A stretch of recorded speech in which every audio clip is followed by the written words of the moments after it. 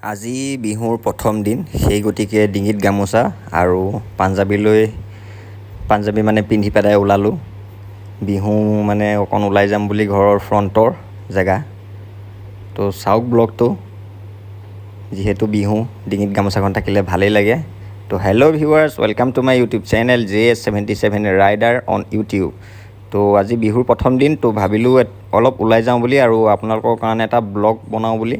দিনটো ঘূৰিলোঁ ফুৰিলোঁ, ঘূৰি মেলি আহিলোঁ। আহি পেলাই সন্ধিয়া হ'ল। সন্ধিয়া টাইমত মানে আমাৰ ঘৰত হুঁচৰি পাৰ্টি আহিলে আৰু এয়া মোৰ ঘৰৰ নিজৰ চৌহদৰ পৰিৱেশ,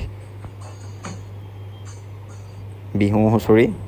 এইফালে আছোঁ মই, মোৰ বাইদেউ নাচি আছে আৰু দুগৰাকী নাচনী নাচি আছে। তেওঁলোকে বহুত ভাল নাচে, বহুত পুৰস্কাৰো পাইছে তেওঁলোকে দুইজনীয়ে।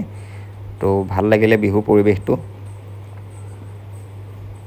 বছৰত যিহেতু বহাগ বিহু এদিনেই আহে, মানে এবাৰেই আহে।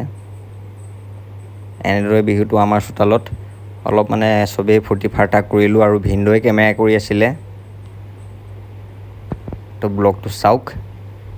তাৰপাছত তেওঁলোকৰ শেষ হোৱাৰ পাছত আমি আশীৰ্বাদ ল'লোঁ। আশীৰ্বাদ লোৱাৰ পাছত নেক্সট এজন লগৰ মানে এটা ইনভিটেশ্যন আছিলে, এখেত তেওঁৰ বাৰ্থডে আছিলে আৰু ৰফিক, আমি গোটেইকেইজন আহিলোঁ। আৰু ফাইনেলি খাই বৈ ব্লগটো ইয়াতে সমাপ্ত কৰিলোঁ। আকৌ এদিন লগ পাম নতুন এটা ব্লগৰ সৈতে।